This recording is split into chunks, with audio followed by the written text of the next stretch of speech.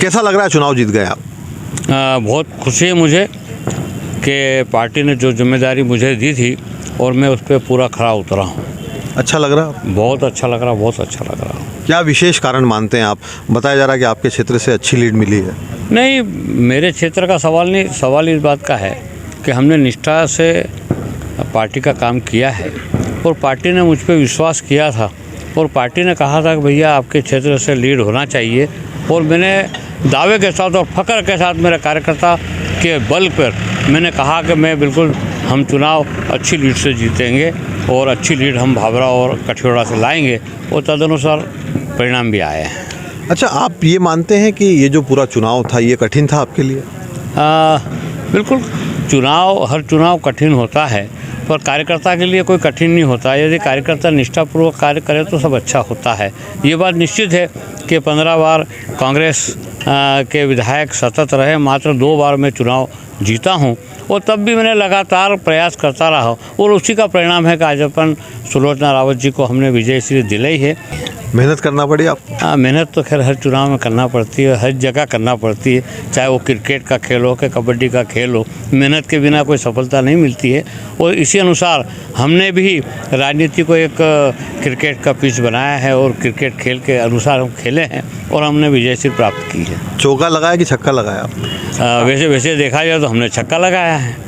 मानते हैं? हाँ, बिल्कुल मानते हैं, हमने छक्का लगाया है निश्चित, और सर्वाधिक लीड जो हमारे मंडल की मिली है तो हम छक्का ही कहेंगे। अच्छा, कांग्रेस की हार को कैसे देखते हैं आप भी कांग्रेस में रहे, इस हार को कैसे देखते हैं आप? अब देखो, कांग्रेस तो अब क्या है, झूठ का पुलंदा है साहब। अब इसके बारे में जितना कहा जाए उतना कम है। तो कुछ नहीं बोलेंगे आप? नहीं, इस पर क्या बोलना। अब वो उनका काम करते हैं, हमेशा बहकाने झूठ बोलने का काम उनका है। अब हम तो वास्तविकता धरातल पे काम करके और हम वोट मांगते हैं। तो अब माधव सिंह जी ये माने कि कठियावाड़ा और आज़ाद नगर के बीच का जो रोड जो लगातार आप भी प्रयास कर रहे थे, अब बन जाएगा, ऐसा माने? रोड का काम चालू है, प्रोग्रेस में है। माथना तक रोड आ गया है। कुछ फॉरेस्ट क्लियरेंस का झगड़ा है, और वो भी हम जल्दी शीघ्र दूर कर लेंगे, और संभवतः आने वाले होली के आसपास रोड चालू होने की संभावना। अच्छा, हिंदुस्तान टुडे के लिए जब पहला हमने आपका इंटरव्यू किया था तो आपने बताया था कि कई सारे काम आपको करना है। चूँकि आपका विधायक जीता है, कौन से महत्वपूर्ण काम आज़ाद नगर में आप उस क्षेत्र में करवाने वाले हैं? अब आज़ाद नगर क्षेत्र तो क्या, मैं तो पूरा विधानसभा में काम कराने की बात करूं, मैं पर्टिकुलर क्षेत्र की बात नहीं करता। सबसे पहले तो ये है कि जल जीवन मिशन को हम हर घर तक पहुंचाने का काम हम करेंगे, ताकि हमारे लोगों को शुद्ध जल मिल सके, जिससे बीमारियों से निजात मिल सके। सड़क जहाँ तक है, सड़क का काम भी हम तेज़ी से करेंगे, और यहाँ तक कि माननीय मुख्यमंत्री जी ने कह दिया है कि अब जो कपिल धारा के कुएं जो बंद थे उसको भी अपन बृहद स्तर पे उसको खुलवाएंगे, जिससे हमारे किसानों की आर्थिक हालत और आर्थिक उन्नति सुधर जाएगी। अच्छा, एक और महत्वपूर्ण सवाल ये कि कांग्रेस के उम्मीदवार का ये लगातार आरोप है कि कांग्रेस के लोगों ने ही उनको हराया है, इस पर क्या कहेंगे आप? अब ये उनकी पार्टी का अंदरूनी मामला है।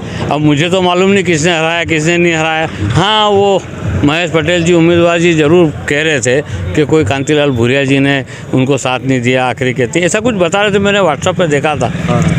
इसके अलावा मुझे कुछ नहीं मालूम। एक महत्वपूर्ण सवाल और आपसे करना चाहेंगे कि ये जो पूरा चुनाव था, इस पूरे चुनाव में मुख्यमंत्री जी ने आपके क्षेत्र में रात्रि विश्राम किया, इसका लाभ मानते मिला है पार्टी को? बिल्कुल, निश्चित रूप से हमारे माननीय मुख्यमंत्री जी एक ऐसे ठेठ गरीब सरपंच के यहाँ जाके रुके, ये उनका बड़प्पन है कि आज एक भील समाज के व्यक्ति सरपंच के यहाँ पर रुके और उनका जो सम्मान और मान बढ़ाया, उससे क्षेत्र में बहुत लाभ मिला उसका। अच्छा, आने वाला चूँकि चुनाव तो अब आप जीत गए हैं, तरह तरह के सुखबुगाटे हैं कि आपको कुछ पद दिया जा रहा है, हम आने वाले समय में सुलोचना जी मंत्री बनेंगी, तो इस तरह की घोषणाओं को कैसे देखते हैं आप? देखिए, मैं एक निष्ठावान कार्यकर्ता हूँ और मैं किसी पद के लिए काम नहीं करता हूँ। मैं मेरी पार्टी और मेरी माँ के लिए काम करता हूँ, और वही मैंने काम किया।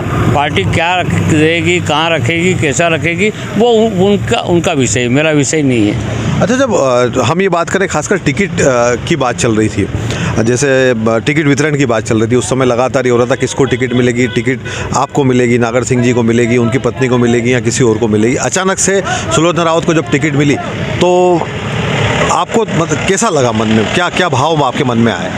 नहीं, टिकट की दौड़ में तो जो कार्यकर्ता रहता है वो रहता है, उसकी आकांक्षा महत्वाकांक्षा भी रहती है।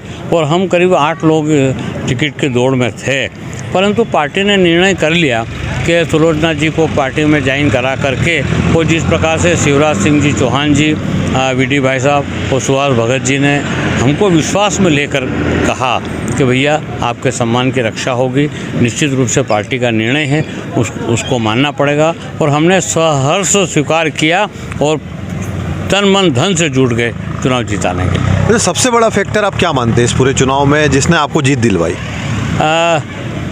जन कल्याणकारी योजनाएं हैं, जो गरीब कल्याण की योजना, जो अंत्योदय की योजना के अंतर्गत जो रुपये किलो गेहूँ और बहुत सारी योजनाएं इतनी, कृषक सम्मान निधि या जैसे आयुष्मान भारत योजना। अच्छा, एक आखिरी आपसे सवाल, अंतिम सवाल आपसे लेंगे। महत्वपूर्ण होता है जीत को देखना कठिन परिस्थितियों में, तो आपके जो कार्यकर्ता हैं, खासकर जिन्होंने आपको वोट दिया और जिन्होंने आपको वोट नहीं दिया जनता ने, दोनों के लिए क्या कहना चाहेंगे आप? नहीं भाई, कार्यकर्ता हो, किसान हो, वोटर हो, जिन्होंने वोट दिया है उसको मैं धन्यवाद ज्ञापित करता हूं।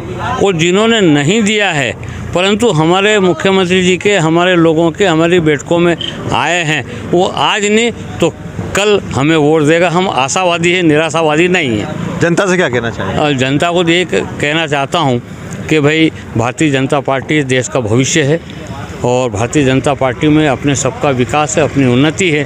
और भारतीय जनता पार्टी एकमात्र ऐसी पार्टी है जो भारत माता को परम वैभव तक पहुंचा सकती है।